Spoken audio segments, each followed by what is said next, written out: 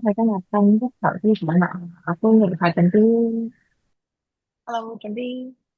Hello，Caesar 係啦，咁啊，今日咧主要咧都係想再講翻近期個大市啦。咁美股嗰邊咧，其嗯實咧就尋日都升得非常之高喎，我都見到。咁而港股今日呢嗯一邊啦，咁Caesar 咧有冇啲即係特別嘅睇法咧？關稅嗰邊啊，等等，其實咧而家好似又暫緩咗啦。咁恒指嗯呢邊嘅話咧，其實而家又去翻2萬2呢一啲嘅水平。咁究竟而家嗯恒指嘅一啲阻力啊、支持位置啊，甚至係之後後續嘅走勢，你又點睇咧？嗯，係啦，咁即係你咁當然啦，即係近期你話見到，即係自從你話特朗普即係開口講啦，即係佢話即係覺得即係中國啲關稅太高之後啦，咁都見到就即係你話不論係港股啦或者美股，其實都有啲即係正面啲反應啦，因為即係佢就講到就話即係覺得中國嘅關稅過高啦，咁其實。即係大家都知，即係我諗貿易呢個議題，即係當然大家都好關心，即係關稅對唔同嘅國家嘅影響啦。咁但係始終因為即係美國同中國都係全球即係最大嘅經濟體啦，而呢兩個嘅國家嘅貿易啦，其實都影響到好多行業嘅供應鏈各方面啦。咁所以即係亦都係一個備受關注啦，係啦。咁你會見到其實我自己就會覺得啦，其實你話。除咗你話港股因為對等關稅公佈嗰日跌咗3000點之外啦，咁你都會見到港股其實之後都係即係慢慢其實逐步叫做反彈翻上嚟啦，係啦，咁其實形勢上我自己就覺得比美股係好啲嘅，或者係比較相對比較硬淨一啲啦。咁再加埋即係我諗就話近期啦，中國亦都公布咗第一季個 GDP 啦，同埋即係叫做上個月三頭馬車嘅數據啦，亦都係比市場預期係好啦。咁所以喺呢啲嘅情況底下啦，都見到港股就叫做一路叫做低位叫做反彈翻上嚟啦。咁但係即係我自己就覺得美中不足嘅就係見到港股呢一輪嘅反彈浪啦，就似乎嗰個成交啊，其實就比之前縮減咗啦，係啦，咁就有啲唔係話冇之前咁多啦，即係可能而家都係可能2000億咁樣啦，係啦，咁但係你話講到即係港股，你話上下嘅支持位啦，咁我諗上面其實你會見到啦，即係上面我諗就初步嘅阻力位啦，我諗就大概喺22,600點啦，係啦。咁另外，如果你話下方嘅一個支持咧，就會喺大概21,000點啦。咁至於你話嚟緊的話啦，咁我諗就話4月份都會有一個政治局會議啦。咁我諗呢個亦都係備受關注啦，因為都見到呢幾日啦，開始即係市場有啲風向，亦都有提到啦。嚟緊政治局會議可能會有對於即係內地房地產市場嘅一啲刺激措施有可能落地啦。咁所以即係我諗市場就都可以留意下呢方面信息啦。咁我哋亦都見到就話，哦，其實呢幾日就見到似乎啲內房亦都係受到一啲資金嘅追捧咁樣啦。係，咁即係如果而家都係即係，但係去到呢一啲嘅位置啦，大家係咪入場嘅時候都要小心啲咧？因為始終反彈嘅力度都已經去到差唔多去到1.5咁樣嘅中間位嗯。置。係啊，的而且確，即係一來你話點數上嘅反彈，其實即係你話嗰陣時，我記得港股係曾經即係跌3000點嗰日係落到19,500至600點咁上下啦。咁其實你話反彈到而家都超過，即係我諗都超過2000點，接近3000點嘅水平啦。咁我覺得即係一來要小心之外，就話即係正如我頭先所講啦，似乎港股個成交嗰個唔算話好強嘅，係啦，即係比之前弱咗嘅。咁同埋我諗第三方面，我覺得值得留意嘅就係話，即係大家都知啊，即係特朗普成日講嘢都一時一樣，即係你見到係啊，佢又講緊中國嘅關稅，即係講緊245%，即係好似而家講下講下，哦得翻50-60咁樣。咁其實即係你話關稅呢樣嘢，我覺得始終你話如果我覺得啦，中美兩國唔係真係話埋台傾，或者係即係大家嘅即係高層即係叫做會面的話啦，咁我相信個市個上升力度係或者反彈嘅空間係可能比較有限一啲咯。係。咁但係咧，而家譬如啦，大家主要關注都係一啲嘅科技股啦，因為始終科技股嗯嘅佔比都係比較高。近期科技股入邊咧，升六成都零啦。咁呢一隻嘅話咧，其實。而家咧都係去到，即係你話佢嘅反彈力度咧，反而係不及其他嘅嗯股份啦，係啦。咁啊，嗯。你又點樣睇3690呢一隻嘅咧？係啦，咁我諗其實近期我諗3690同埋即係美團啦，同埋京東啦，其實都係即係市場其中一個焦點啦，因為佢哋兩個就而家變咗難兄難弟啦，係啦，咁就即係個市一路反彈緊上嚟嗰陣時候咧，你會見到其實京東同美團其實兩隻一齊跑輸大市嘅，係咁其實我諗個原因如果近期即係你話觀眾朋友有留意嘅話啦，咁其實都會見到就話。近期即係叫做美團同京東啦，都互相打大交啦，啊又唔係打大交嘅，大家誒、好似都想進軍對方嘅領域，即係好似京東就想打入呢個外賣市場啦，而呢個美團又似乎即係又想做多啲好似即係電商啊咁各方面嘅嘢咁樣嘅，係啦，咁啊令到似乎就雙方嘅管理層啦，咁啊似乎都係似乎即係都有啲野心啦，即係希望可以將業務擴展去對方嘅領域嗰度啦，係啦。咁啊，呢個就造成咗其實兩間公司個股價都雙雙受壓啦，因為大家都會覺得，咦，突然間你對方都有一個咁大嘅競爭對手，會唔會對未來嘅盈利能力會有影響咧？係啦，咁啊，呢個係值得留意嘅。咁但係或者我即係先即係或者講多少少外賣業務，因為似乎大家都好似比較關注美團個外賣業務，因為大家都知，譬如京東所在嘅電商業務本身競爭都激烈啦。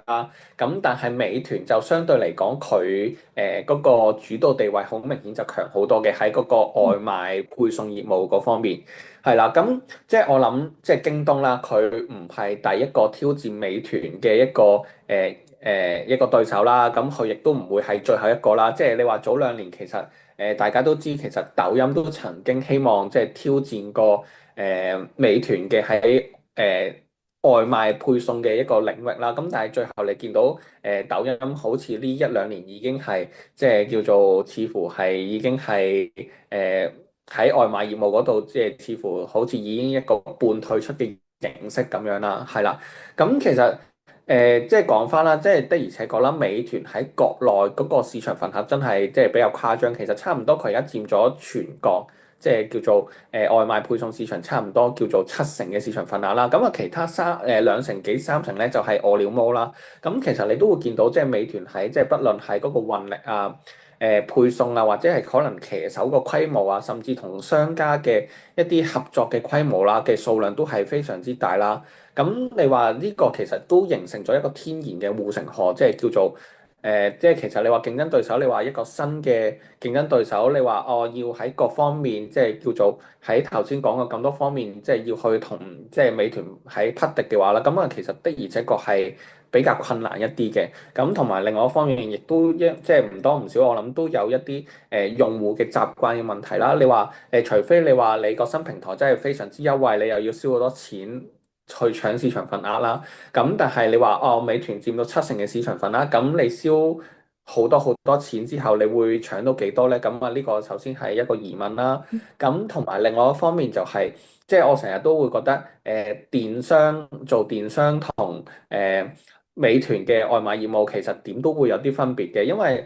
雖然即係京東本身自己喺個電商業務都發展好成熟啦，咁但係你諗下，即係好似表面上大家都係哦喺手機點完一啲物品或者食物，跟住之後就會送過嚟啊。咁但係你諗下，就係個問題就係你送一啲即時嘅食物同即係電商買啲日用品，其實大家嘅配送時間又唔同啦。或者係本身即係京東，其實佢喺個倉儲嗰個管理方面，其實本身佢係做得好好嘅。咁但係如果你轉咗外賣嘅話，外賣又唔需要用到倉儲服務，因為其實你都係點完個外賣，跟住個騎手就直接去餐廳就直接送去個客戶屋企啦。即係中間亦都唔需要任何嘅倉庫嘅管理咁樣啦。咁呢方面又即係其實京東又發揮唔到佢嘅優勢嘅喎。咁係啦，咁同埋即係你話。所以你話京東今次你話即係叫做要突圍，即係你話美團嗰個咁即係咁大嘅一個壟斷或者一個市場份啦，咁我自己就覺得係比較困難啲嘅，即係你可能搶到可能幾個 percent，咁但係京東你係咪又甘心即係搶咗個幾 percent 就算咧？咁如果唔係嘅話，你又要繼續燒錢，咁係咪都會對於京東嚟講，其實都會有一啲財政嘅即係短期嘅財政壓力咧？咁至於你話美團方面啦，咁我自己就反而覺得誒。京東要同佢匹敵到咧，咁我諗短期都冇乜可能噶啦。咁只不過係可能消息面上面大家驚京東對於美團構成一個未來嘅潛在威脅啦。咁但係我覺得呢個就多慮咗嘅，係啦。咁所以我自己都會覺得啦，尤其是美團啦，即係你話而家落到嚟呢啲位的話啦，咁我自己會覺得其實投資者都不妨考慮，其實可以趁低吸納下啦。即係尤其是譬如你話第一個位嘅話。我自己覺得可能即係120蚊咁上下嗰啲水平，其實都已經係可以考慮下咯。係但係有冇講過 support 係幾多啊？如果即係睇住呢一啲，嗯，嗱，其實因為頭先我就講啦，即係其實你話睇翻美團而家即係今日就做緊129啦。其實你向下望啦，咁其實佢第一個支持位就差唔多都係120蚊度嘅。咁所以即係頭先點解我都會即係提議啦，即係投資者其實你話想留下美團嘅話，咁我覺得120蚊都係一個可以考慮嘅位咯。明白明白。好，咁反而就另外係啦。我見到啦，本身好似講另外一個啦，咁都係好似有啲異動嘅狀況。另外隻9901係啊，係啦，咁另外即係今日都想分享下隻9901咁樣啦，係啦。咁你話9901其實就啱啱叫做出咗個叫做季度業績啦。咁其實季度業績嚟講，咁其實我都覺得佢叫做算係即係叫做做得唔錯嘅，係啦。即係你。啱啱個季度啦，你會見到佢啦，即係嗰個收入就可能同預期差唔多，或者爭少少啦。咁但係你見到嗰個叫做經調整嘅經營利潤咧，其實就好過市場預期嘅，係啦。咁當然啦，你會見到就話過去嘅一段幾長時間啦，你都會見到新東方嗰個業務啦，唔係或者個股價表現其實都唔係幾好嘅，即係比較差一啲啦。咁因為尤其是即係叫做喺即係叫做海外啦，即係或應該咁樣講，即係而家新東方其實一個業務重心，其實佢就做一啲海外升學啊，或者係一啲海外即係一啲諮詢嘅一啲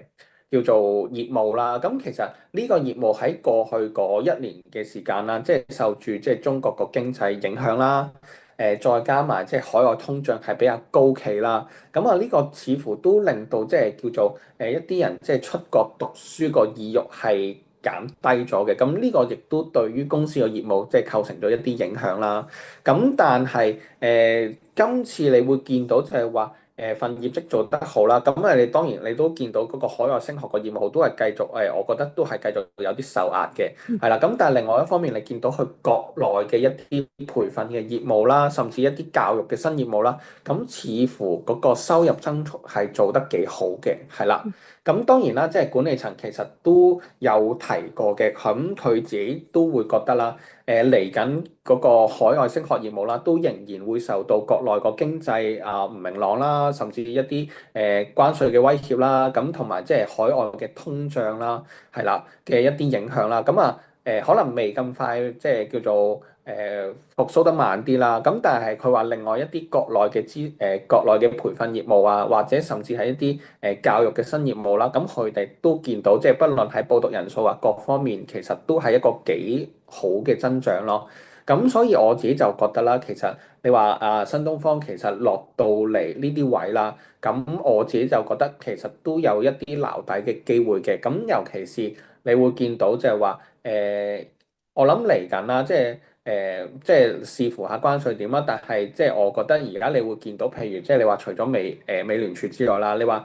咩歐洲央行啊，或咩加拿大央行啊，或者澳洲央行嗰啲啦，咁其實似乎大家都仍然喺一個降息嘅週期嗰度啦。係啦，咁啊，再加埋就係話，你話如果今年即係中國個經濟叫做做翻好啲啦，咁我相信大家即係對於出個讀書個意欲啦，咁啊係其實會回升翻嘅。咁我嗯，諗呢啲嘢都會即係有利到即係新東方嗰個核心業務啦。其實個收入增速會即係去翻一啲比較好啲嘅增長嘅水平啦，咁樣啦。咁所以我覺得即係你話趁見到公司啦，其實嗰個似乎最困難嘅時間已經過咗啦。咁我覺得亦都不妨可以試一試撈底，即係睇下佢有冇機會叫做嚟緊個市場會反映翻嗰個即係海外升學個需求復甦啊，即係或者各方面嘅嘢咯。係啦，係啊，咁所以即係啦。咁如果你話要去撈底的話啦，咁我自己都會建議啦。其實譬如你話等個股價可能回翻少少，去翻34蚊嗰啲位啦，係啦。咁我覺得因為始終你話個股價都回咗咁多啦，咁我覺得大跌空間就有限咯。咁但係就咁，我覺得有一啲值博率喺度嘅，係啦，即係其實都係博個業務，即係有個 turnaround 嘅一個憧憬咯。好，咁啊，今嗯日咧就唔該晒 Stephen 啦，咁啊講咗美團啦、外賣業務啦、京東啦，同埋9901嘅，有冇其他分享同嗯，觀眾補充嘅？暫時冇啦。好啊，咁唔該晒 Stephen，咁啊，下次我哋呢個現場見啦。嗯，好啦，好，唔該晒你，好，我好，哋下拜拜。次再見。